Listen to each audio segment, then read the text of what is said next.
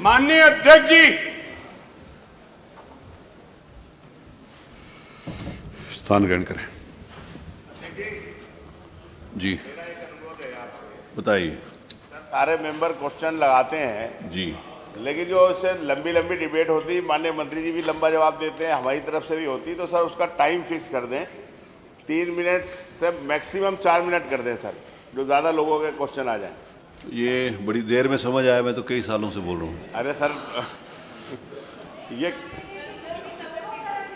हम दो उधर से भी लंबा होता है सर। संक्षिप्त में रेलेवेंट आ जाए। मेरी बात सुनिए ना, उसमें दोनों तरफ इसलिए पॉसिबल नहीं है क्योंकि मैं तो मंत्री जी से भी रिक्वेस्ट करता हूँ कि प्लीज़ जो पूछा गया उसको बताएं, लेकिन अगर आप कोई चीज़ पूछते हो तो फिर वो बताते नहीं, तो आप कहते हो जवाब नहीं आया, तो मैं कहता हूँ आ गया, तो आप कहते हो नहीं आया, फिर मैं कहता हूँ आ गया, तो फिर उसका कैसे उत्तर होगा?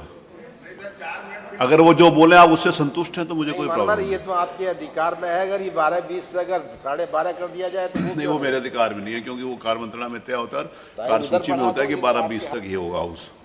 मत प्रश्न संख्या 1 श्री अनिल प्रधान।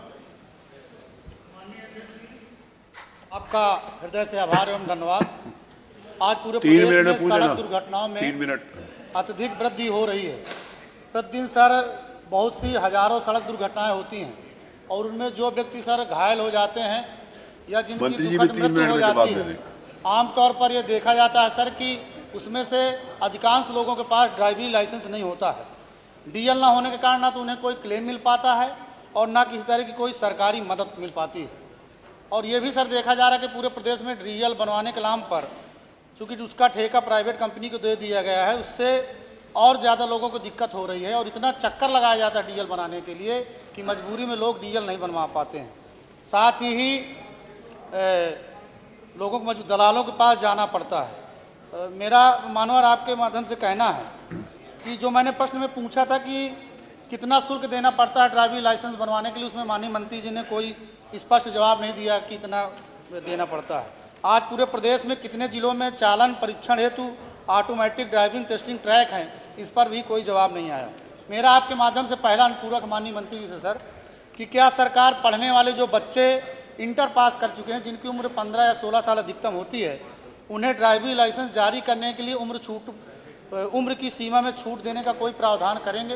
क्योंकि सर आप ही जैसे अभी बात आ रही कि स्कूटी देंगे, तो इंटर पास बच्चियों को देंगे तो 15 या 16 साल उम्र होती है, तो चलाएंगे तो उनके लिए डीएल होना चाहिए। जो आपके माध्यम सर दूसरा मेरा अनुपूरक है कि सर जब भी कोई व्यक्ति वाहन खरीदने जाता है, चाहे 2 पहिया हो, मोटरसाइकिल हो, ई रिक्शा हो, ऑटो हो, टेम्पो हो या 4 पहिया वाहन, कोई भी व्यक्ति जब वाहन खरीदते समय रजिस्ट्रेशन के लिए जिस व्यक्ति पे नाम पर गाड़ी ली जाती है, क्या सरकार ये नियम बनाएगी कि उसके नाम डीएल होना अनिवार्य होगा?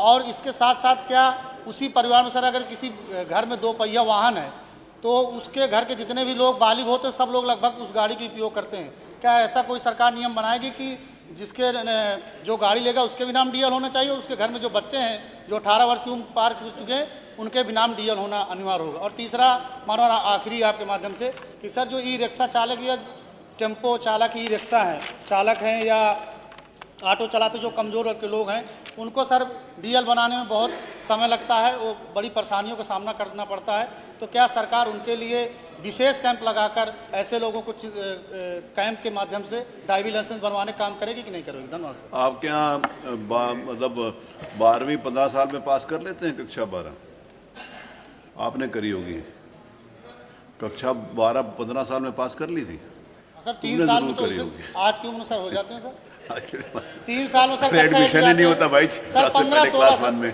15 या 16 साल में 15 साल में कहाँ 15 या 16 साल में। माननीय मंत्री जी। माननीय अध्यक्ष जी, जी माननीय सदस्य ने जो मूल प्रश्न किया है उसका उत्तर दे देते, फिर अनुपूरक का दे देंगे।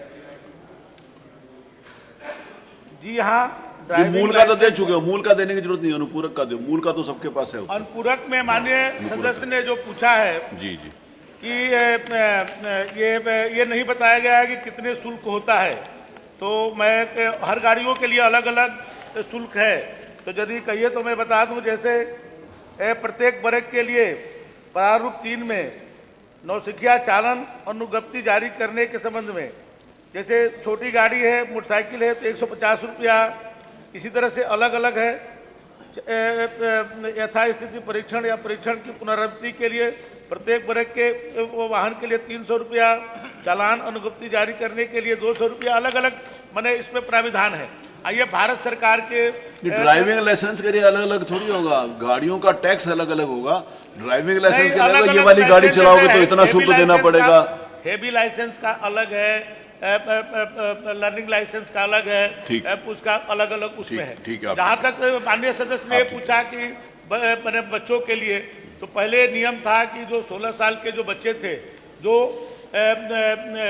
50 सीसी की जो गाड़ियाँ होती थी उनको लाइसेंस दी जाती थी, लेकिन अब वो गाड़ियाँ आनी बंद हो गई हैं। अब जो है इलेक्ट्रिक और बहुत सारे स्कूटी जो है अब आ रही हैं जो वो 50 सीसी की नहीं होती हैं। लेकिन हम लोग भारत सरकार को अनुरोध किए हैं कि यदि वो अनुमति दें तो 16 साल के बच्चों को भी बनाया जा सकता है। अभी 18 साल के बच्चों को ही हम लोग लाइसेंस बनाते हैं। ये हमारा विषय नहीं है, भारत सरकार का विषय है।